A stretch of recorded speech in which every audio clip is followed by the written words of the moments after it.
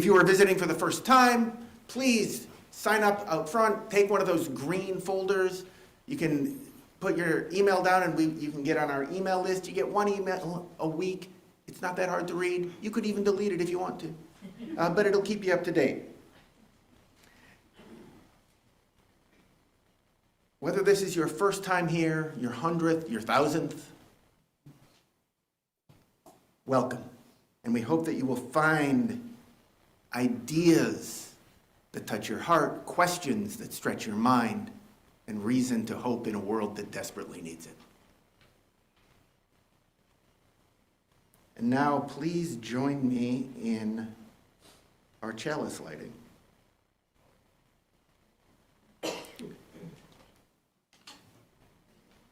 Are we? Oops, I threw the tech guy off. Are we going to do it? We light this chalice, a spark in the darkness, kindling the embers of imagination within us. May its flame ignite wonder, fuel dreams of justice, and illuminate the path toward what could be. We have a packed program this morning, so we've got one hymn, and it's a short one. I think you all know it because I've sung it before, and you all joined me when I did. This is the meditation on breathing. It is number 1009 in the Teal hymnal, but you'll be able to follow along with me because there's only 2 lines. We're not going to do the fancy bit with all the nice harmony that goes with it. We can do that later. I know you can do it. You've all got lovely voices. When I breathe in peace. When I breathe out love. When I breathe in peace. When I breathe out love.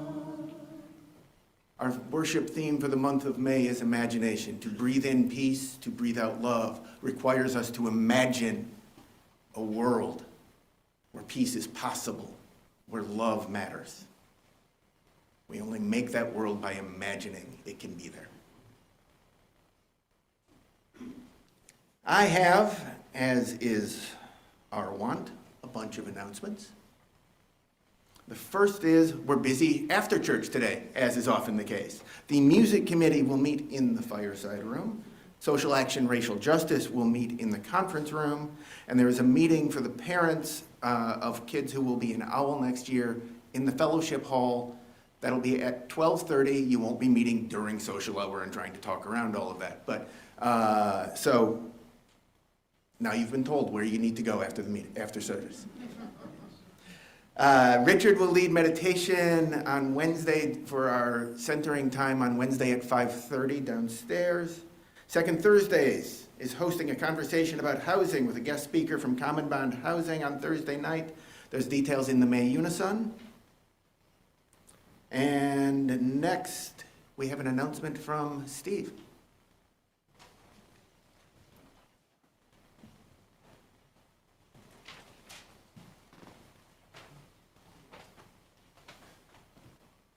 Hi, I'm Steve Danko, Chair of the Finance Committee, which means you all know I'm up here. It's a good time. As we finish up our pledge drive, I first need to thank everyone for their support of MVUUF and their generous commitments. Unfortunately, shocking, we are about $20,000 short, and I'm up here to ask you to be a little more generous, if you could. $20,000 versus $190,000 roughly raised to date seems like a little bit, but it's important to our being able to cover our entire budget. This may seem nitpicky, and sometimes I am, but don't forget that such simple things as insurance costs increased by $6,300 this year, roughly doubling over a year, a large increase in a budget as small as ours. And with the ministerial change, it is critical for the fellowship to have as strong a financial base as possible to get prepared for this, any and all costs associated to the change. So we ask for your additional support. Consider your situation first. We do not want you to put yourself at financial risk in any way, but we are asking each member, if possible, to increase their pledge by $150 if able. If able, you can even do more, because we know we have members who won't be able to help us in that way. If you can support us on this, thank you. If not, thank you for listening. We all want MVUUF to have as strong a base as possible as we move into the future. We do not have a procedure to handle this yet. If you'd like, you can write any increase on the back of an envelope you may have and give it to Richard or I, and we will be sure to add it to the records. There will be an email on this coming with instructions Monday or Tuesday. If you want to act earlier, though, like I said, you can do that the old-fashioned way. You can actually write it down and give it to us, and we'll add it to you for the year, or send an email to the office. Thank you very much for your support, and I'm always so happy when I'm over with the pledge drive. Thank you.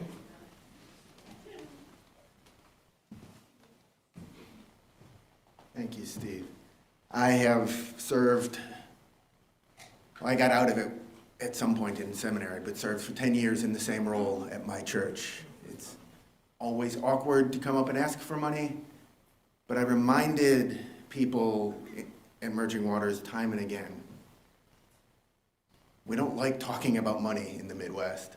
It is part of our ministry to each other to keep this place alive and thriving so that people who are us who continue to be on the journey and in search, and for people who don't even know that we're here yet, have a place to come in troubled times. And they're all troubled times, although some of them are more troubled than others.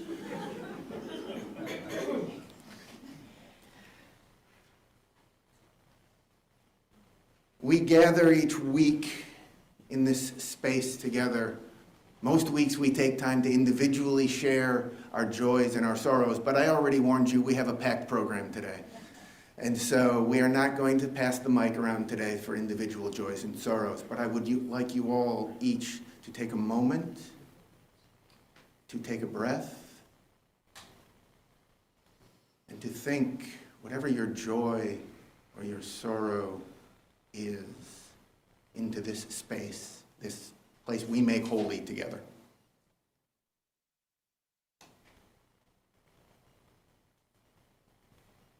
May there be peace.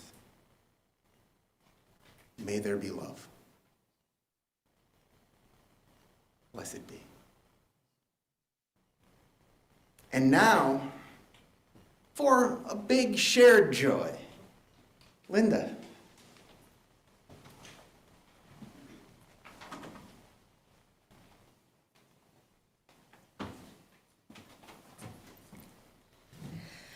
Good morning, everyone. Most of you know me. My name is Linda Hay, and I'm the current chair of your Board of Trustees. And this is Patrick, your chair-elect. He'll be your chair starting on July 1st. And I asked to have a little time today to share some very important things. Those of us who have been around here for a while will remember that in the past, when someone has given extraordinary amounts of time and energy to MVUF, we would present them with an award. Several of these awards were sponsored by the Regional or National Unitarian Universalist Association. Over the years, we had accumulated a fairly large amount of framed certificates and plaques honoring folks who had received these awards. There were getting to be too many of these certificates and plaques to display in any visually appealing way. So the board decided this year to consolidate some of those names onto permanent plaques that will be hanging in the hallway across from the main office. And I wanted to show them to you first, and I wanted to just read a few names that are familiar to many of us. First of all, the Unitarian Universalist Women's Federation gives out an award called the Clara Barton Sisterhood. Now, this is an award where you have to be 80 years old to receive it. And it is given to people in grateful recognition of their contributions to the life and spirit of our women's organizations and our UU community. Now, most of you know that the women's group recently changed their name to First Saturday and is now open to all genders, and has decided not to continue giving out this award. But I just want to briefly read these names, because there are lots of you here that know these people. In 2006, Luella Newstrom, Betty Gutman, and Phyllis Fairman won this award. In 2007, Beverly Schmidt, Eleanor Morton, and Jane Stain. 2011, Donna Kopnick. 2018, Jane Parrish. And 2019, Barbara Bolog. I'm going to have Patrick can show this beautiful plaque that will now be hanging on the wall. And this was paid for thanks to Leslie and our First Saturday group in honor of these women. So they will be on our wall now forever.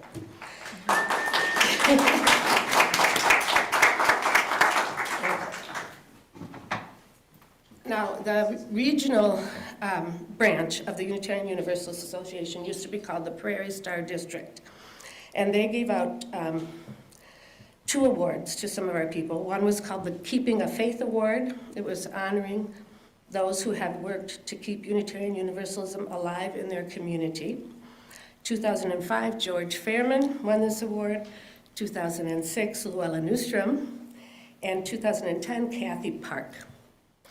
And then there's another award called the Betty Gorsh Heritage Award that was recognizing those who made a significant contribution to preserving, understanding, and celebrating our Unitarian Universalist history. And that was only won by one person here, Beverly Schmidt. So this is also going to be on the wall.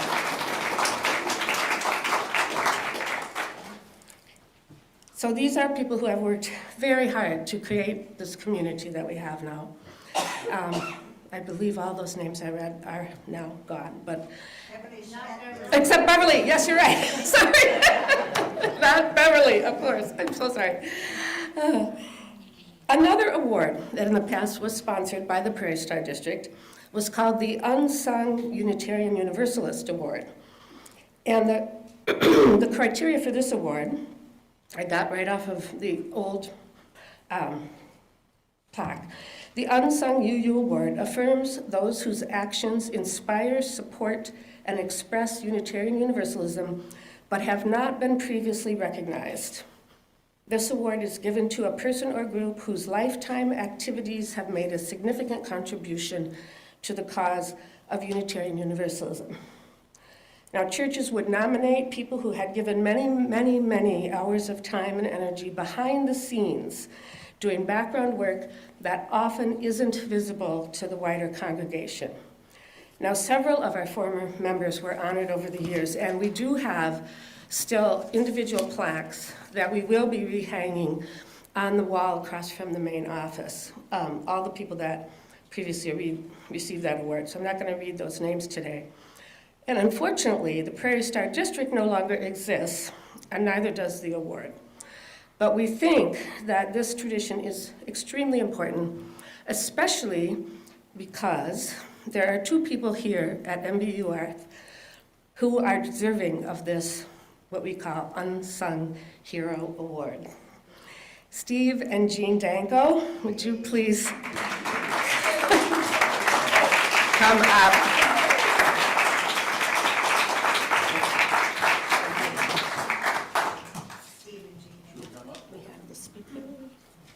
Speaker here for the music? We're supposed to have some music here. Music! So Steve, is it coming?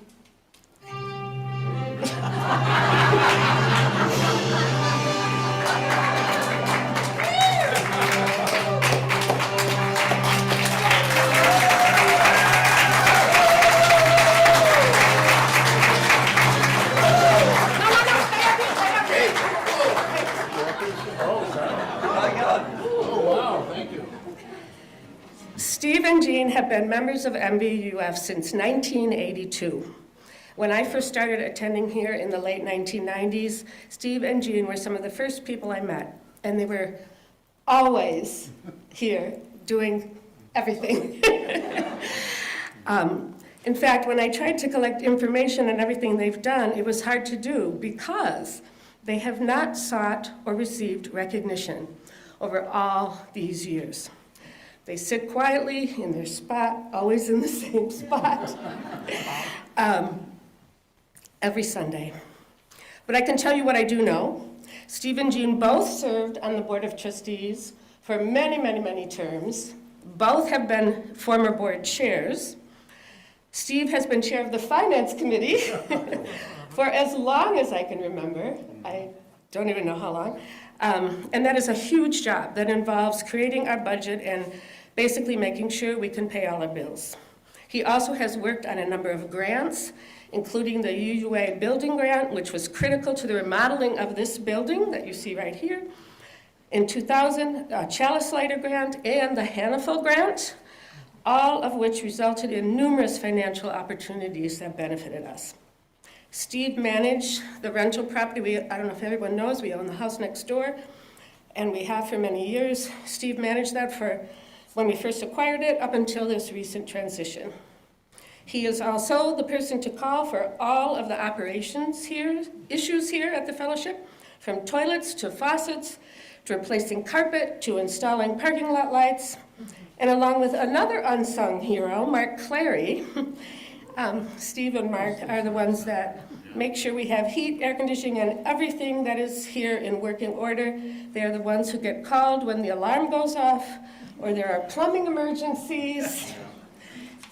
Nothing fun. Anything related to the building. And as for Jean, not only has she served as a board member and chair, she has been the main go-to person for the annual auction, I think since it ever started existing, right? She's been active in the women's group, now for Saturday. I'm sure that you taught religious education probably when your kids were here. And again, I'm sure there are many more things you've done over the years. And because much of what you do is behind the scenes, we don't even know what it is. But thank you, Steve and Jean, for all you do. We have a certificate for you to take home. So you can hand that to them. And then we also have a plaque, and I've left some spaces for future MVUF unsung heroes. And that'll be on the book. Okay. No, I'll take the plaque. Thank you. Really great. Thank you so much.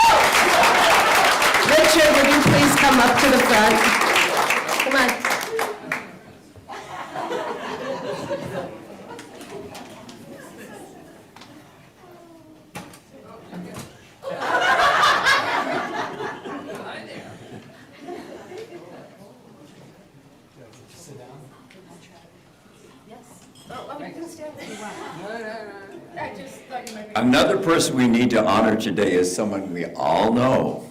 Richard Duffin, you're here. The Board of Trustees would like to formally honor you, who came to us only a few years ago. Richard, when did you come to us? A long time ago. Okay, we'll go with that. 2017. 2017. Richard's contributions to MVUUF don't fit any category that we found, so we decided to create an award in your name. This award will be permanent addition to MVUUF and will therefore be called the Duffin Award.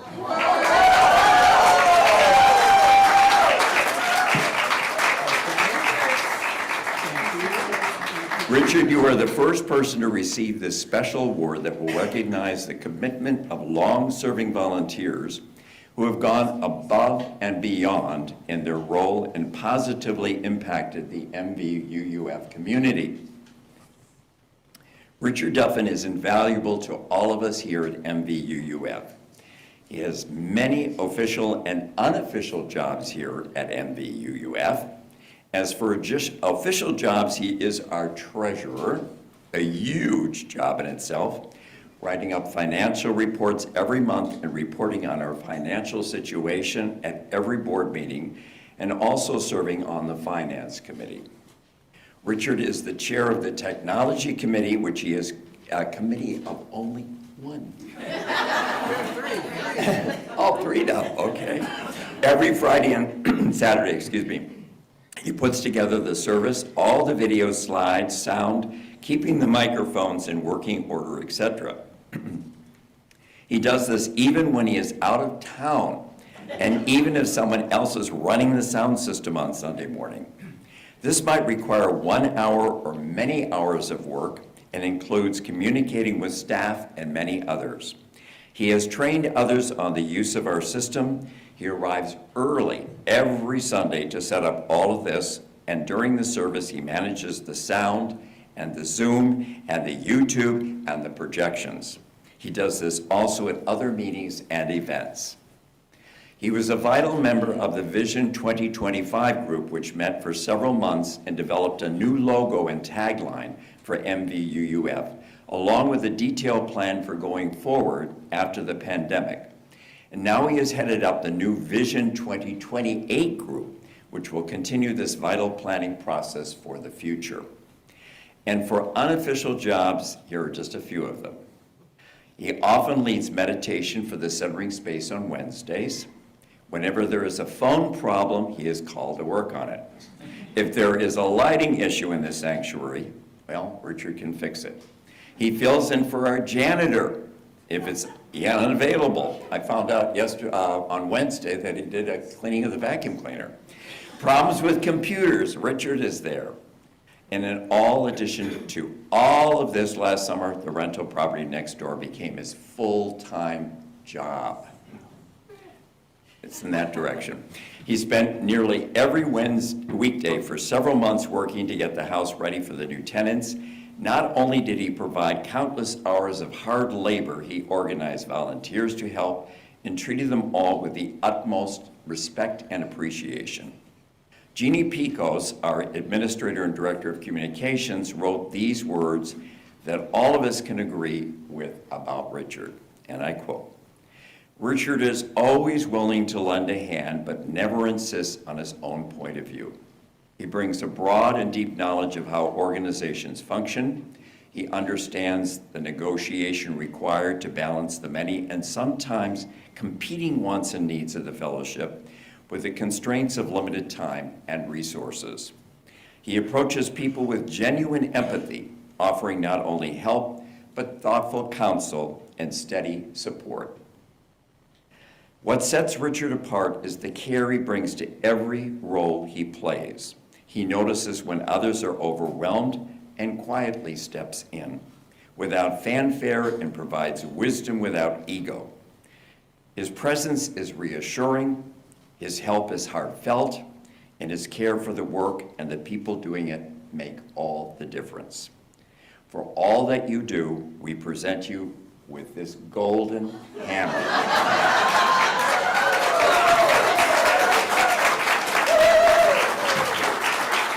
us at MVU, thank you for your hard work and your dedication, Richard. Well, thank you.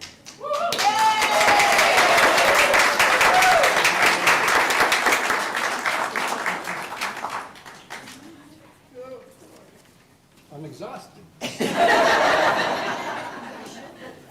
And Richard's family is in the front row to be here with him today.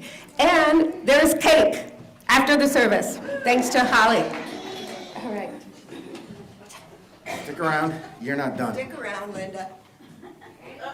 We have one more volunteer to recognize. Ordinarily, we would do this at the annual meeting, but Linda will be on a long-planned, well-deserved vacation on that day. We, the Board of Trustees, together with all the MVUUFers, want to thank you for your commitment of time, your energy, your heart, and your worries about doing this right. Based on our principles, our bylaws, and our covenants, it's been an honor to serve with you.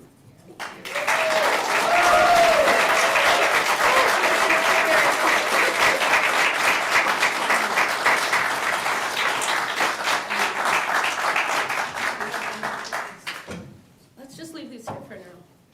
And I'm going to put these up here too so people can look at them. I do want to point out that hammer isn't real gold. That's not the reason he was up here earlier. At least I assume it's not real gold. I guess I didn't try and bite it. Shared ministry is a term that gets thrown around a lot. You just saw a big piece of what it looks like.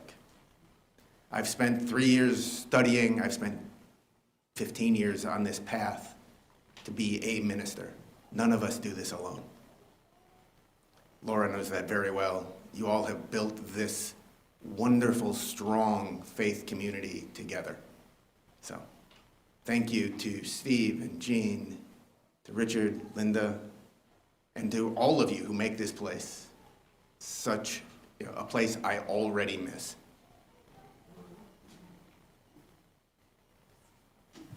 Our offering this morning, I'm not going to say a whole lot about because you're going to hear from our partner in just a few minutes. But our offering this month, each month we share our Sunday collection with a community partner, and that partner this month is the Minneapolis YWCA. It's just letters, Chad. How hard can it be? And I'm going to leave it at that and let our speakers tell you all about it in a few minutes. So, I forgot to, in the introduction today, to thank Eric Bell for providing music for us this week. Eric, thank you so much. The ushers will come forward. As always, the offering is gratefully accepted.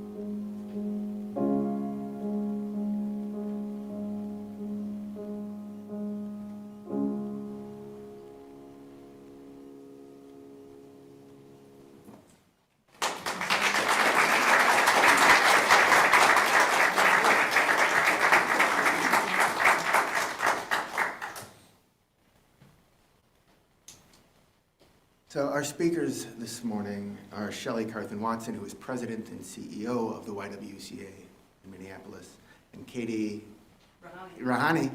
All right. Vice President for Girls and Youth Programming. I don't know who's going first, so I'm just going to leave it to the two of you. I guess you've been volunteered to go first, Shelley. So please welcome Shelley and Katie.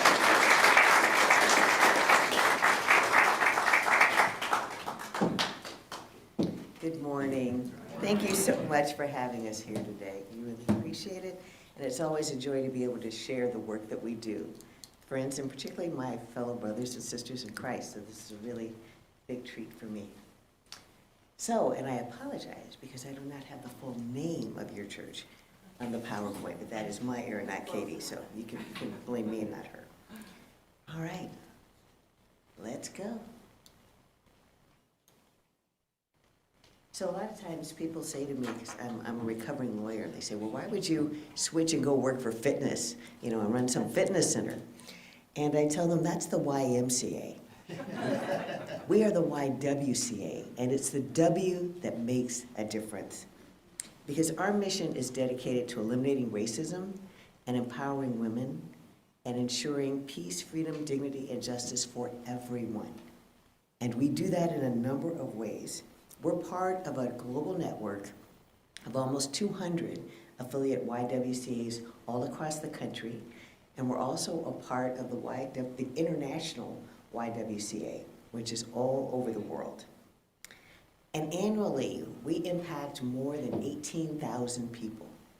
And we do that with our one main facility, and only 300 employees.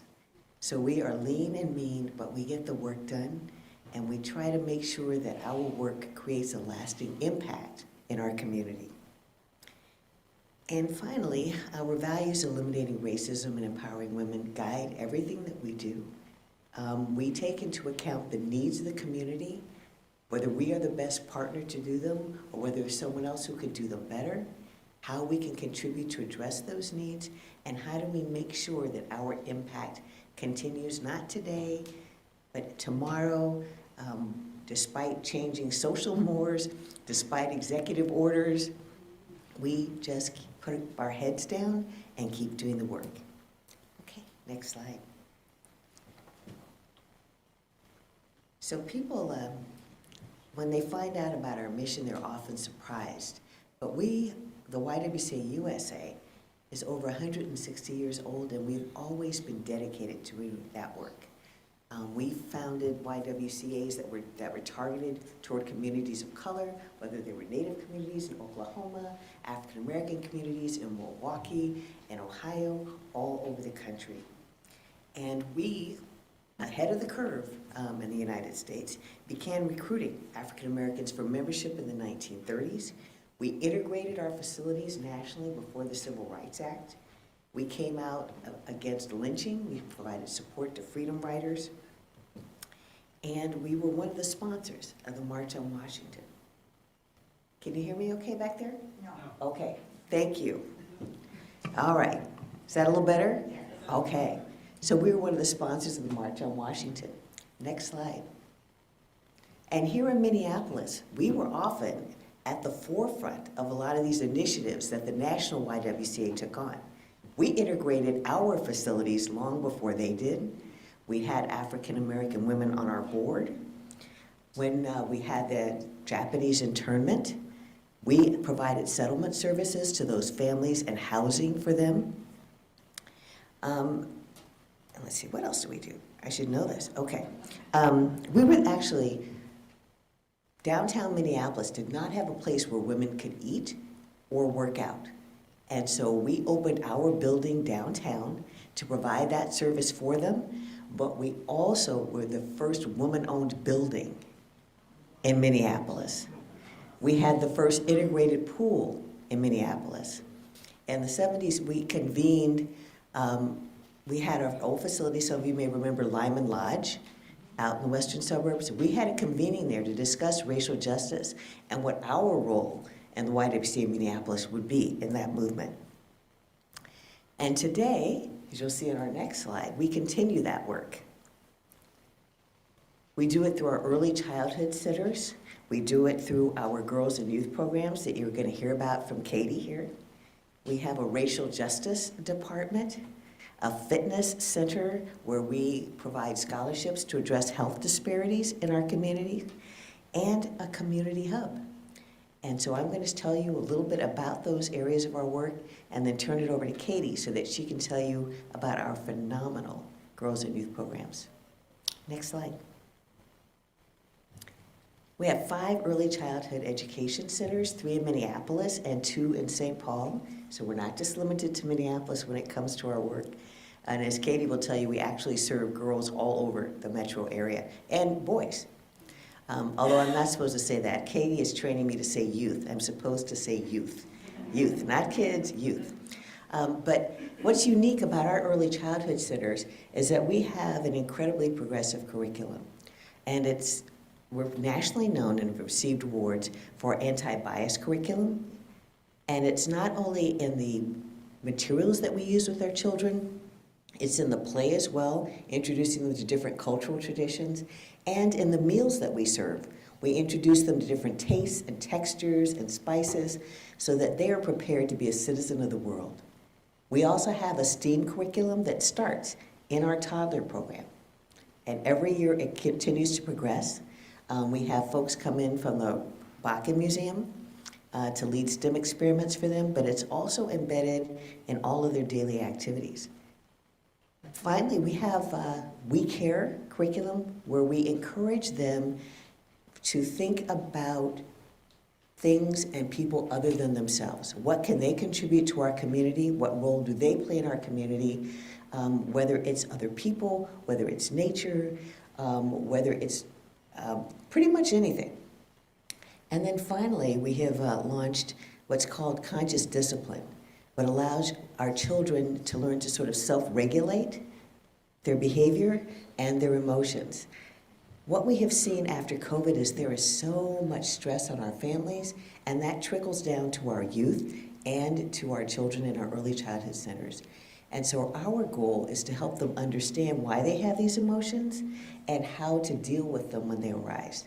So for example, I read at the centers, like once a month at each center, and we had one little boy, when I was reading, hit another girl. And of course, the teacher immediately was addressing the issue with the little boy. But the little girl was upset. And I said, okay, so what do we do when we're upset? We cross our arms, and we hold ourselves tight, and we take a deep breath. We breathe in, we breathe out. We breathe in, we breathe out.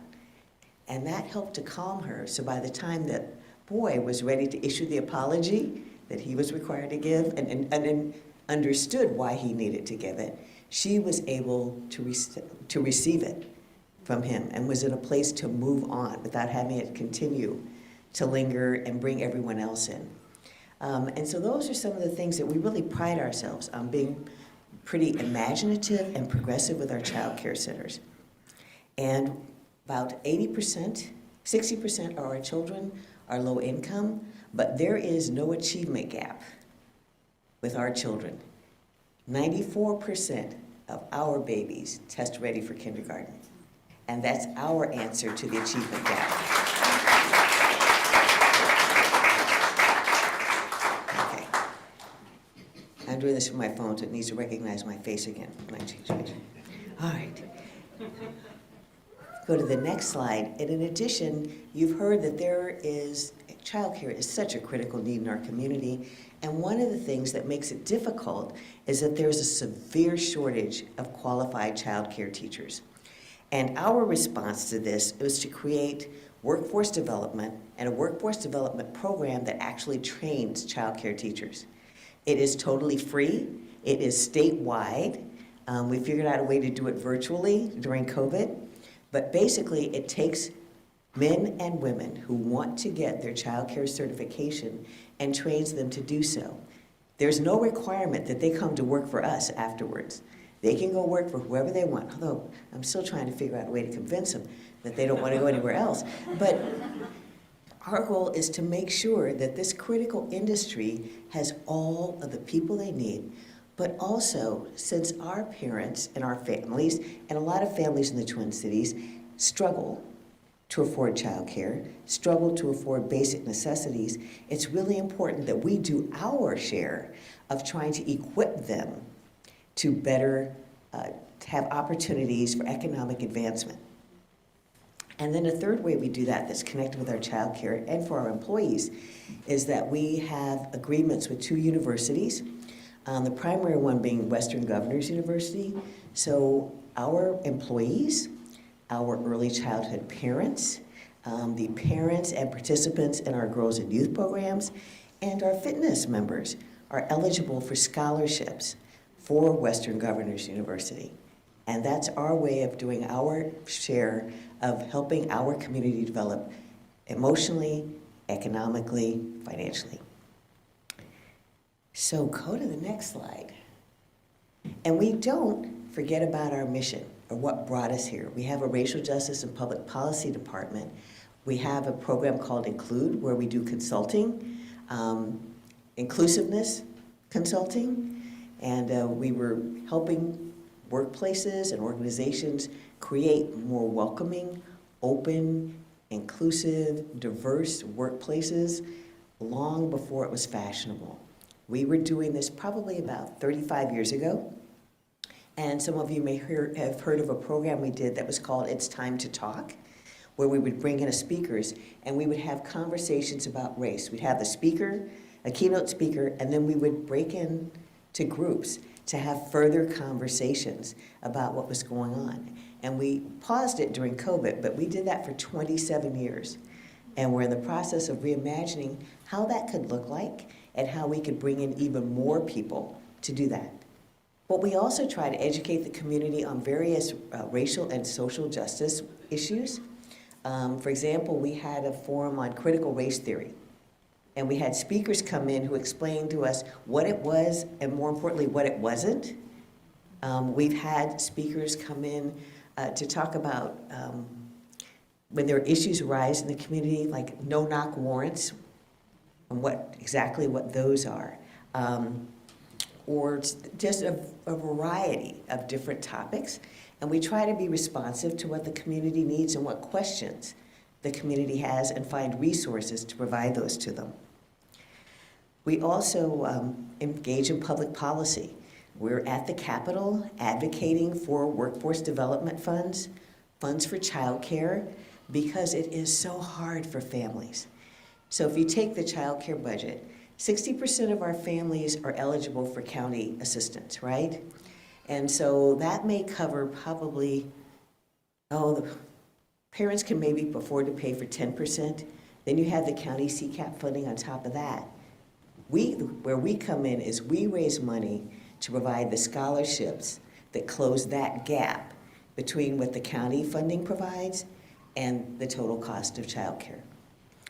And so we're there at the legislature advocating for childcare, more support for childcare teachers, equal pay for women, voting rights, making voting accessible to more citizens and youth in our community, and anything that affects women and children and underserved communities in Minnesota. We are there at the Capitol supporting that legislation and trying to get people involved. All right, next slide. And then we also realize that we need to make sure we nurture ourselves and take care of ourselves physically, and that the factors that are happening in our community today impact our health. And so we have this state-of-the-art fitness center that has a gym, that has a pool, has a water park for the kiddos, and a huge sports center that's attached next to it. About a third of our membership are seniors, and they kind of rule the roost there. They take over in the mornings, they work out, or they swim, they're in the sauna. Afterwards, the lobby becomes sort of the clubhouse for them, and they have their coffee and hang out, and then they go to lunch, and then come back. And that's, and full of, and we welcome ideas. I'm walking through to get a cup of coffee, and it's Shelley, we were just thinking. And I'm like, oh, okay, because I have home training and I respect my elders. They said, we need a dance. Well, we like to get dressed up, we like to dance, but we don't have transportation. A lot of us don't like to drive at night. So can we have a dance or something on like a Sunday afternoon? And then someone else says, well, I've been seeing these videos of line dancing, and I think it might be fun to have line dancing there. Or they even suggest different types of classes that are tailored to them. And we do have a full lineup of fitness classes that are tailored toward our seniors. But we also have a number of families come in. And where we're located, there are a lot of Somali and East African families. And so you will see mom come in with 4 or 5 kids, and they're learning how to swim. Because children of color are disproportionately represented in drowning deaths in Minnesota. And I always say, in this land of 10,000 lakes, we should never lose a single child because they can't afford to learn how to swim. And so we have a scholarship fund that we provide swimming lessons for children and their goggles and everything else. We also provide swimming lessons for all of the children in our ECE programs. So all of our child care kids get swimming lessons as well. And so that's our part of making sure that that societal issue gets addressed. But we also have people who are doing rehab from various operations or procedures or have other health challenges, and we're there to help them as well. But it's a wonderful, diverse, vibrant community that we have there at Midtown. And so I invite you to come and see it. So I'm going to let you hear about one of my favorite parts of the work I do, and that's Katie's work with our girls and youth programs. And then we'll come back and have questions. Can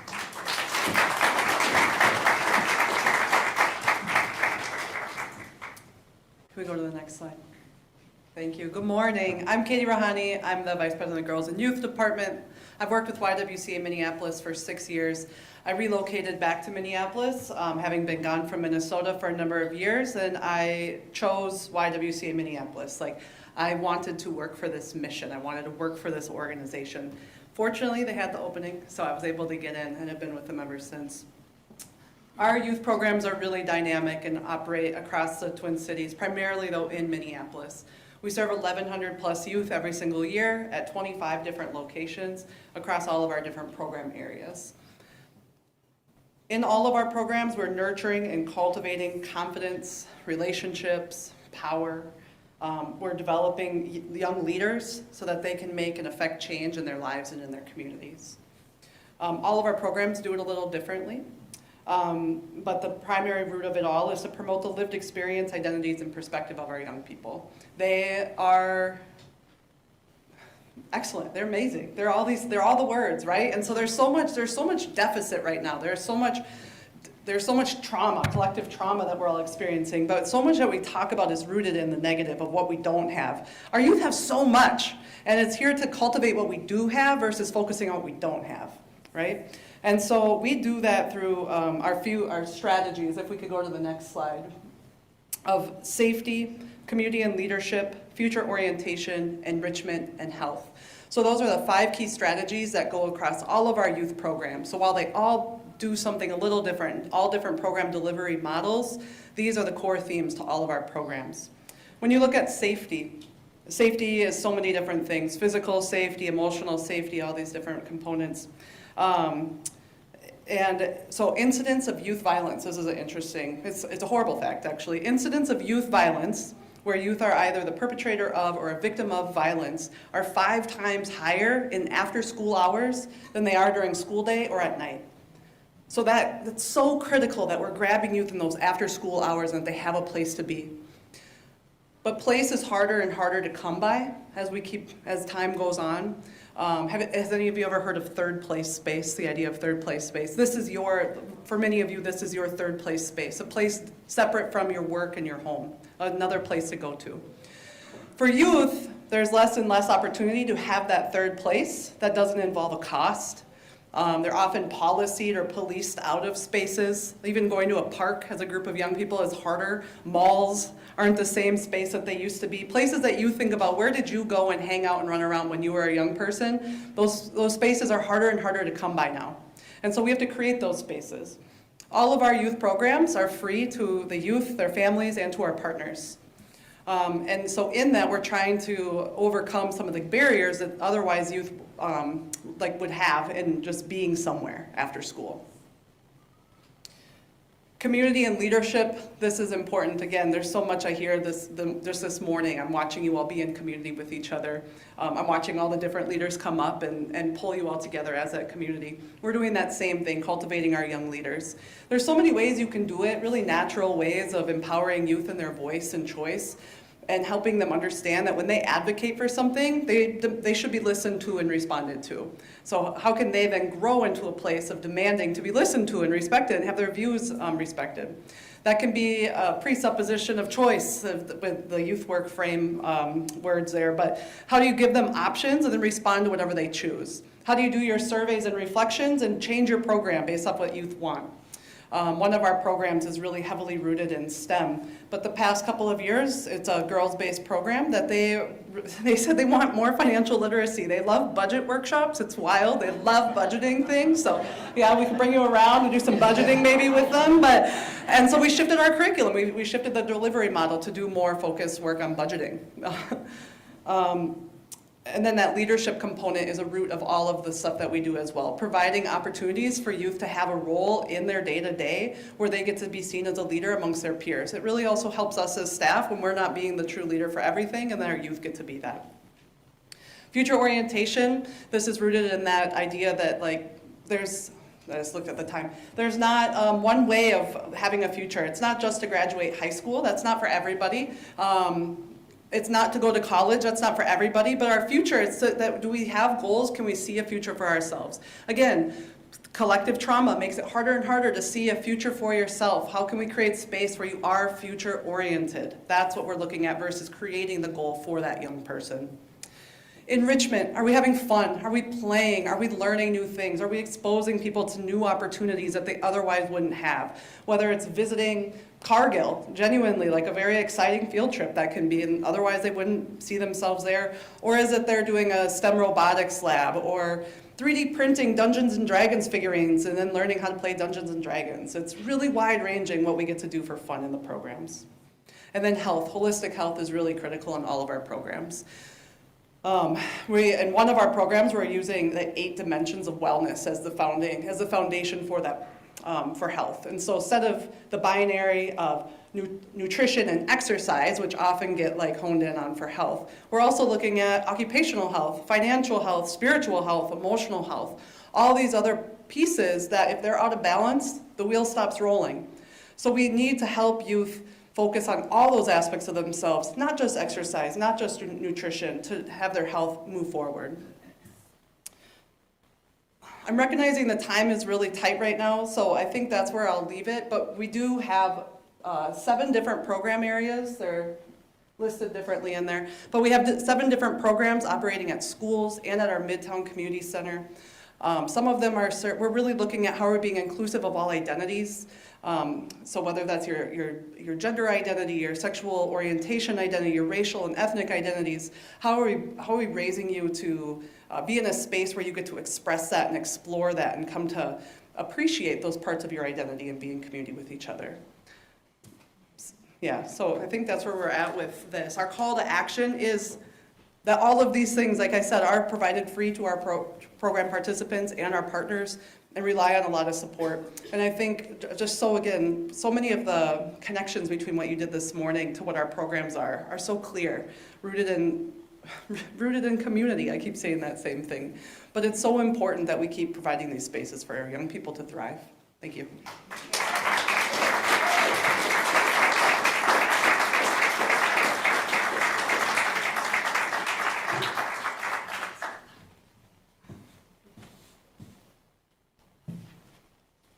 Thank you both. I want to come play Dungeons and Dragons and print something, so I've always wanted to play with a 3D printer anyway, so. And will you be around if people have questions? So, I'm not going to let you ask questions now. I know you people. But Shelley and Katie will be around. Please check in with them and remember that they are our sharing partner all month. Please help support this incredibly important mission. Shelley was saying before we started that, in the face of restrictions and on DEI, they are leaning into it. And we need more institutions that are ready to say, no, that's important.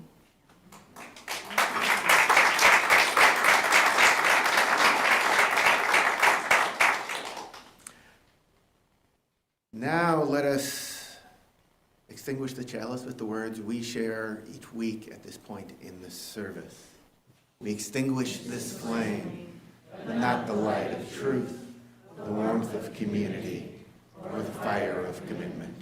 These we carry in our hearts until we are together again. And I close with words from the classic science fiction writer Arthur C. Clarke. He said that the only way of discovering the limits of the possible is to venture a little way past them into the impossible. Let's imagine the impossible and make it happen.